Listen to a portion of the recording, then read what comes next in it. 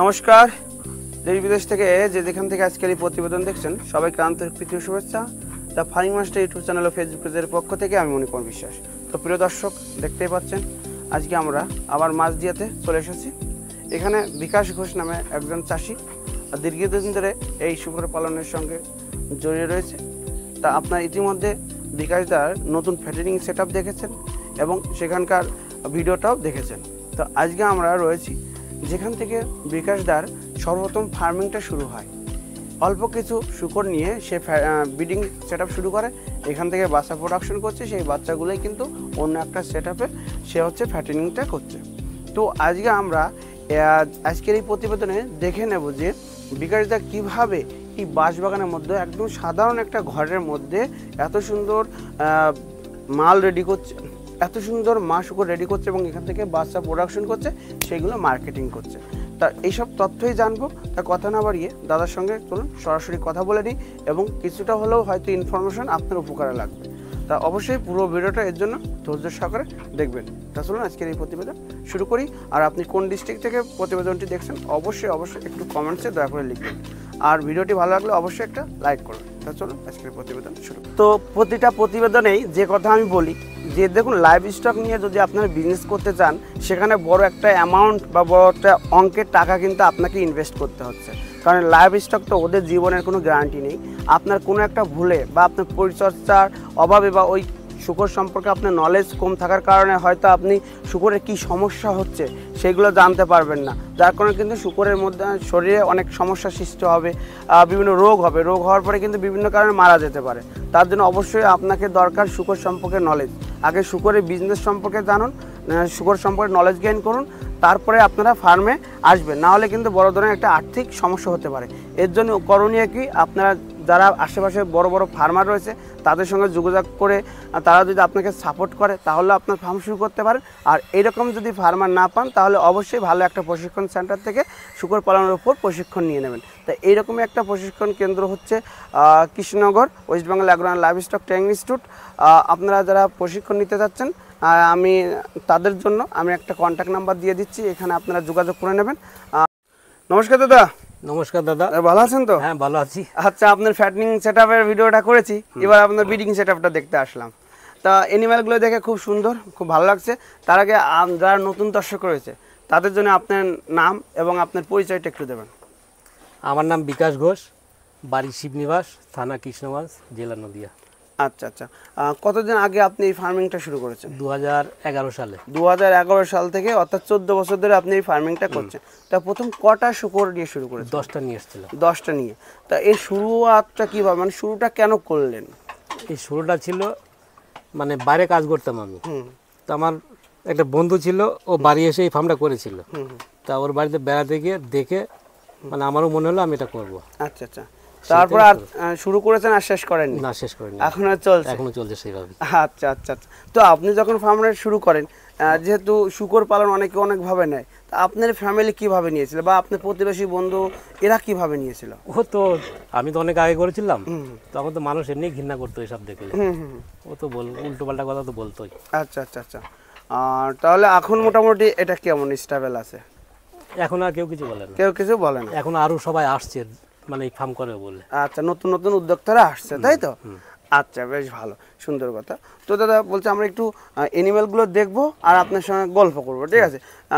তো দাদা তার আগে আমার একটা সবচেয়ে বড় একটা ইন্টারেস্ট জাগছে, সেটা হচ্ছে এত সুন্দর সুন্দর অ্যানিমেল আপনি রেডি করেছেন। হ্যাঁ, তাও দেখুন যে ঘরের অবস্থাটা দেখুন, ঘরের অবস্থাটা দেখুন। বাঁশবাগানের মাঝে একদম উপরে তাঁবু আর হচ্ছে পাটকাঠি দিয়ে বাঁশ দিয়ে আপনার উপরে ছাউনি করে আর নিচে ফ্লোর করে আপনার ঘর তৈরি করে এখানে ব্রিডিং সেট আপ করছে এবং এখান থেকে বাচ্চা প্রোডাকশন করছে। বাচ্চাগুলো আমি দেখাবো। তার আগে দাদা আমি একটা কথা বলি যে এইভাবে এত সাধারণভাবে ঘর তৈরি করার মানে কি? এটা আগেও বলেছি, জায়গাটা আমার না, কিন্তু জায়গাটা লিজ নেওয়া। আচ্ছা, এখানে চাইলেও ঘর আমি বাড়াতে পারবো না। আর আমার যে ঘর আছে এই ঘরে বাচ্চা করা হয় না। এ তো মানে তবু আমাকে করতে হয়, যে আমার শোরগুলো সত্যিই খুব ভালো, যে বাচ্চা চাপা দেয় না। কারণ 8x8 এই ঘরে কখনো বাচ্চা হয় না, আর এই বাচ্চার জন্য না এই ঘরগুলো। তারপর আপনি করে যাচ্ছেন, এখানে করে যাচ্ছেন, তাই তো? আচ্ছা, এখন কতগুলো মাছ শুকর আছে এখানে? এখানে আছে 18টা। 18টা। এখন বাচ্চা বছরে একটা মা শুকর বছরে কটা বাচ্চা দিচ্ছে?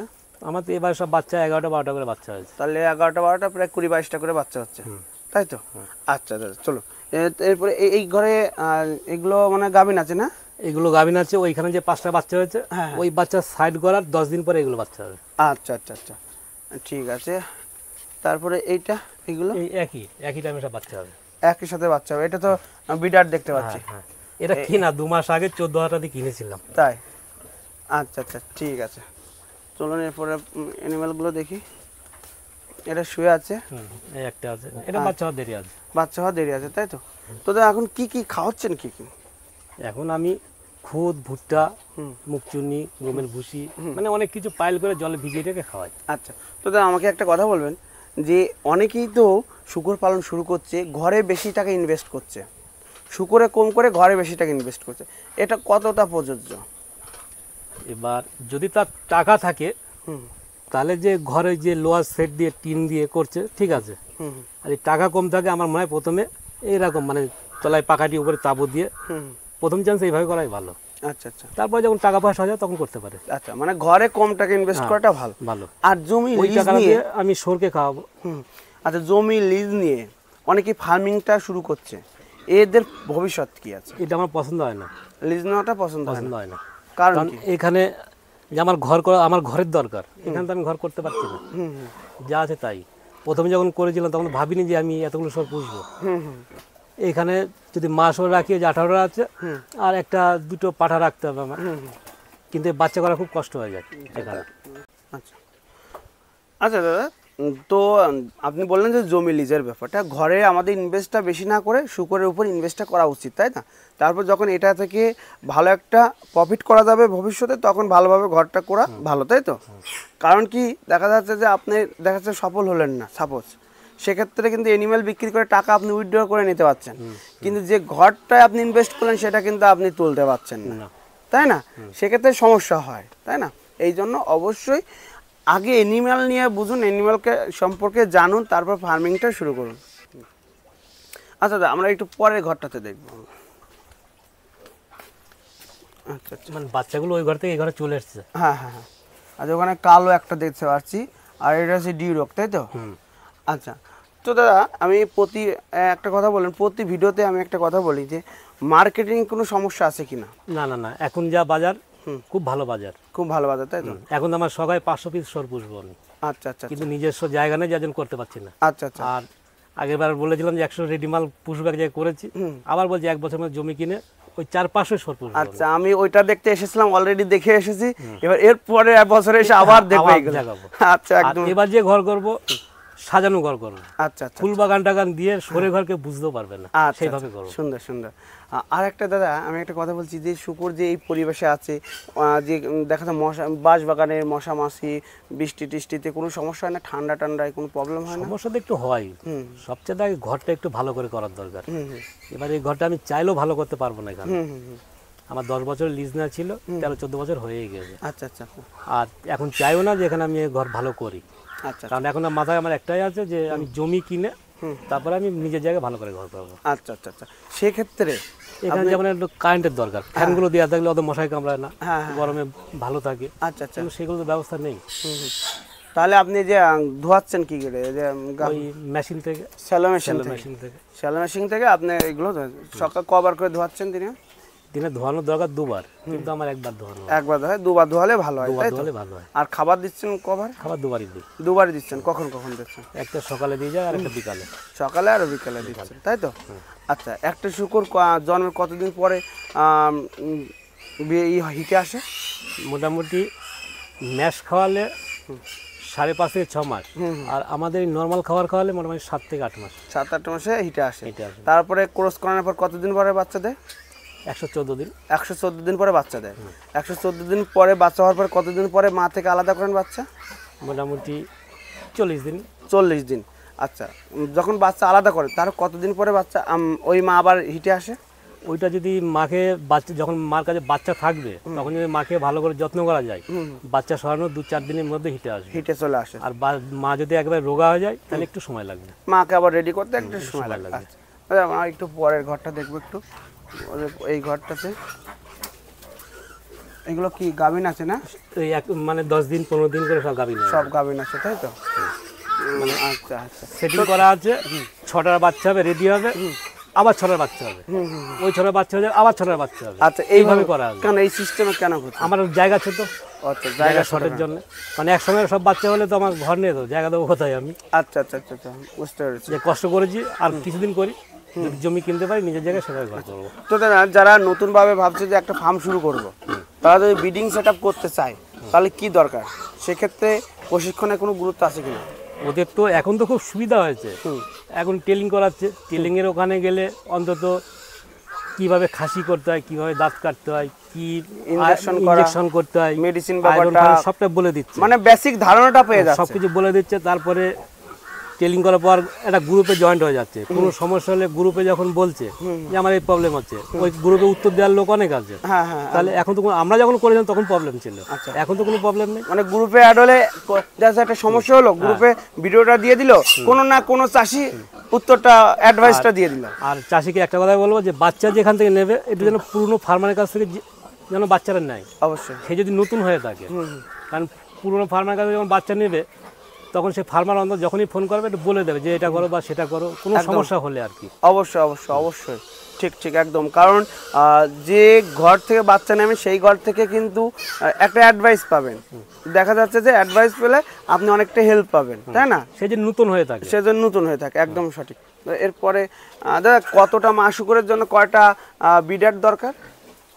মোটামুটি 20টা থাকলে, 2টো থাকলে, 20টাতে 2টো, তাই তো? ঠিক আছে। আচ্ছা, 10:1। আচ্ছা, এরপরে অনেকগুলো বাচ্চা দেখতে পাচ্ছি, 2টো মায়ের বাচ্চা। হ্যাঁ, ওইটা 12টা আছে, এটার কাছে 10টা আছে। আচ্ছা, মারপিট করে না? 2টো বাচ্চা একসঙ্গে রয়েছে? না না, এই 2-3 দিন হচ্ছে একসঙ্গে করেছি। মানে একসঙ্গে করলে কি হয়, হ্যাঁ, সারা ঘর ঘুরে বেড়াতে পারে এর জন্য। এমনি আমার ঘর ছোট, এক ঘরে রাখলেও তো গালাগালি হয়ে যায়, আর এইভাবে দিলে সারা ঘরটা ঘুরে বেড়াতে পারবে। আচ্ছা আচ্ছা আচ্ছা আচ্ছা আচ্ছা। এরপরে এই যে এখানে খাবার দেওয়া আছে, সব এসে খাবার খাবে। খাবার খাচ্ছে, তাই তো? ওই যে ট্যাঙ্কিতে জল আছে। আচ্ছা, ফিট খাওয়াচ্ছেন তো দেখছি, ট্যাঙ্কিতে জল দেওয়া আছে, ওই জল খাচ্ছে। আচ্ছা আচ্ছা দাদা, বলছি ফিট খাওয়াচ্ছেন, ফিটটা কেন খাওয়াচ্ছেন? ফিডটা আমি সবসময় খাই না তো। কি রকম খাওয়ান? ঠিক বাচ্চা হওয়ার 10 দিন আগে থেকে, হ্যাঁ, 10 দিন আগে থেকে ওকে মাকে ফিট খাওয়াই। ফিট খাওয়ার যতদিন বাচ্চা মার কাছে থাকবে ততদিন খাওয়ালাম। যেদিন মার কাছে বাচ্চা আলাদা করবে সেদিন ফিট খাওয়া বন্ধ। ওর ফিট খাওয়া বন্ধ, তখন বাচ্চা খাওয়াচ্ছেন? হ্যাঁ, ফিট খাওয়ানো মানে দুধটাকে কন্ট্রোল করার জন্য। আচ্ছা, আমরা যে খাওয়াটা খাওয়াই ওটা উল্টো পাল্টা খাবার হয়ে যায়, কখনো হাই প্রোটিন হয়ে যায়, মানে কখনো প্রোটিন কম থাকে, দিয়ে কি হয় দুধের চাপ বেশি হয়ে গেলে বাচ্চা পাতলা পায়খানা করে। আর ফিটে পুরো দুধটাকে কন্ট্রোল করে রাখে, যতটা দরকার ততটা করে না। হ্যাঁ, আচ্ছা আচ্ছা আচ্ছা, বেশ ভালো। আর এরপরে এর হয়েছিল 12টা, এর 12টা, তাই তো? এই মাটার বয়স কত? এই নিয়ে 2বার বাচ্চা হয়েছে। 2বারে? তা দারুণ গুরুত্ব মাসুকটা। ওই ছাপারার 2বার হয়েছে, আর ওই যেটা শুয়ে আছে ওটা 3বার হয়েছে। তাই? ওইটা আচ্ছা আচ্ছা আচ্ছা, এটা না? ওইটা 3বার হয়েছে, আর ছাপারার 2বার হয়েছে। আচ্ছা আচ্ছা, মাসুকগুলো খুব গ্রোথটা, বাচ্চাগুলো খুব সুন্দর। ছাপা ওইগুলো আগের বার দেখেছিলে তো যখন এসেছিলে? হ্যাঁ হ্যাঁ, এইগুলো একবার বাচ্চা হয়ে, হ্যাঁ, মানে একটু গাভিন ছিল। গাভিন হয়েছিল না? হয়েছিল হয়েছিল। তারপরে এইগুলো, এইটারও 2বার বাচ্চা হয়েছে। এবারে 2বার বাচ্চা হবে, তাই তো? আর এইগুলো? এটারও 2বার হলো। এটার বাচ্চাটা কালকে মানে আজকে ভোরবেলা হয়েছে। আচ্ছা আচ্ছা আচ্ছা আচ্ছা, এই যে ম্যাশ খাওয়ানোর গুণ হচ্ছে, এই যে বাচ্চা হয়ে সব চল বলে। এই বাচ্চা বয়স কত দিন এগুলো? আজকে ভোরবেলা হয়েছে। আজকে ভোরবেলা? ওই যে সব নোংরা লেগে রয়েছে। আচ্ছা আচ্ছা আচ্ছা, কটা হয়েছে? 8টা হয়েছে। এর আগের বার 10টা হয়েছিল, এবার 8টা হয়েছে। আচ্ছা আচ্ছা। আর আপনি সারাদিনে কি কোন সময়টা ফার্মে আসলেন? সকালে একবার, বিকালে একবার। সকালে একবার কতক্ষণ করে আসছেন? সকালে তো বেশি সময় দিই না, 15 থেকে 20 মিনিট না, 15 মিনিটই। হ্যাঁ হ্যাঁ। আর বিকাল দুপুরের সময় দিই, কারণ বাচ্চা হলে জল টল পরিষ্কার করতে হয়। অন্তত ঘন্টাখানিক। ঘন্টাখানিক দেন? এই 2 ঘন্টায় 2 ঘন্টা এখানে ঘন্টা, আর এখন 15 মিনিট। একাই 2টো ফার্ম মেনটেন করছে? হ্যাঁ, ওখানে সেই একই সেম সিস্টেম। আবার মুরগির দোকানে সময় দিতে হয়। আমার মুরগির দোকানে 5টা থেকে 8টা, 8:30 পর্যন্ত। আচ্ছা আচ্ছা। সকাল 7টা থেকে মোটামুটি 11টা, 11:30। তো দাদা, অনেকেই বলে যে পিগ ফার্মটা অনেক ঝামেলার জিনিস, খুব কষ্ট, খুবই পরিশ্রম। এটা কি তাহলে মানুষের ভুল ধারণা? কিন্তু আমি তো মনে করি যে কোনো খাটনিই নেই। তাই আমার এই ঘরগুলো যদি মধ্যখানে রাস্তা হয়ে যে মার জন্য যে আমি যদি এই লোয়ার বারগুলোও দিই পাশ দিয়ে, চারি সাইডে যদি বার দিই, এই ঘরগুলো যদি আমি মোটামুটি 10 ফুট কি 11 ফুট চওড়া করি, মানে লম্বা করি, চওড়া আমার 8 ফুট হোক, তাতে ক্ষতি নেই। এইখানে যদি আমি একটা বক্স বানিয়ে দিই, মানে বাচ্চা ঢোকে যাতে, বাচ্চা ঢোকানোর জন্য, আচ্ছা আচ্ছা, তাহলে তো ফার্মে থাকাই লাগে না। একদম। বাচ্চা শীতকাল হলো, এর মধ্যে আমি বাল্ব জ্বালিয়ে দিলাম, বাচ্চা সব চলে আসে এর ভিতর। যেমন ওই আমার বন্ধুরা একটা ফার্ম ওইভাবে করে দিয়েছি, হ্যাঁ হ্যাঁ, সব মানে 11 ফুট চওড়া নিয়েছি, লম্বায় নিয়েছি, চওড়ায় 8 ফুট, চারি সাইডে বার দিয়েছি, একটা এরকম বক্স করে দিয়েছি, যে গেটের কাছে 2 ফুট 2.5 ফুট মতন আছে, ওইখানে একটু জলে জায়গা করে দিয়েছি, ব্যাস। মানে বাচ্চা একবার ওই ঘরের ভিতর ঢুকবে, দুধ খাবে, আবার ঘরের ভিতর ঢুকে যাবে, বাচ্চা মাকে থাকবেই না। আচ্ছা, তো বলছি দাদা, যে শুকরগুলোর মা শুকরগুলোর কি কি ভ্যাকসিন করাচ্ছেন আপনি? ভ্যাকসিন সেভাবে করানোই হয় না, করানো হয় না? শুধু এই বাচ্চার জন্য করেন আয়রন না ফায়রন এইগুলো করা হয়। এবার ডিডি অফিস থেকে এর আগে এবার দিয়ে গেছিল, সরি হলো, ওইটা করে দিয়েছিলাম আমি। হ্যাঁ হ্যাঁ। তো দাদা, আপনি তো দীর্ঘদিন ধরে এই পিক খামার করছেন, তা ভালো প্রোডাকশন পেতে গেলে কি কি করণীয়? মোটামুটি ওইগুলো আমার চাইতে, ওই যদি ট্রেলিং নেয় আমার চাইতে কিন্তু সে বেশি জেনে যাবে। এটা যখন ট্রেলিং করতে যাবে, কোন মানে গাভিন হওয়ার পর কখন কোন ইঞ্জেকশন দিতে হয়, কোন সময় দিতে হয়, ওইগুলো কিন্তু ওরা ওখানে ভালো জানবে, আমার চাইতেও ভালো জানবে। আচ্ছা আচ্ছা, আমার তো ট্রেলিংটা নেই, আমার কিন্তু অত অভিজ্ঞতা নেই, বুঝলে। আমি যেমন আয়রনটা দিই যখন পেটে বাচ্চা থাকে, আরও ইঞ্জেকশন দেওয়া দরকার, আমি ইঞ্জেকশন না দিয়ে সেই আয়রন নিয়ে পাওয়া যায়, ওইটা দিই, ওই খাবারটা দিই, ওইটা দিই। এই যে আছে, এই যে এটা দিয়েছিলাম, আচ্ছা আচ্ছা আচ্ছা আচ্ছা, এই শাকগুলো নিয়ে এসে দিই। আচ্ছা। আয়রনটা দেওয়া ভালো, আয়রনটা দিলে বাচ্চাগুলো পেটের ভিতরে ভালো থাকে, ভালো থাকে, তাই না? আবার বাচ্চা জন্ম নেওয়ার পরেও তো আবার আয়রনটা ইনজেকশন করি। হ্যাঁ, আয়রন ইঞ্জেকশন 3 দিনের পরে আয়রন ইঞ্জেকশন করি, বি কমপ্লেক্স করি, দাঁত কাটি, আচ্ছা আচ্ছা আচ্ছা, এগুলো করে দিই। আচ্ছা আচ্ছা আচ্ছা, ঠিক আছে। তো প্রিয় দর্শক সবাইকে সবাইকে অসংখ্য ধন্যবাদ, দাদাকেও অসংখ্য ধন্যবাদ জানাবো। দাদা ব্যস্ততার মাঝেও আমাদেরকে সময় দিয়েছে শুধুমাত্র আপনাদের জন্য, কারণ দাদা চায় যে আরও নতুন নতুন উদ্যোক্তারা এই পিক খামারে আসুক, তারা জেনে বুঝে শুনে তারপর পিক খামারটা শুরু করুন এবং নিজেরা স্বাবলম্বী হোক। তো চলুন প্রতিবেদনটা এখানে শেষ করি, দেখা হচ্ছে অন্য কারোর সঙ্গে অন্য কোনো প্রতিবেদনে। ধন্যবাদ সবাইকে, ভালো থাকবেন, সুস্থ থাকবেন।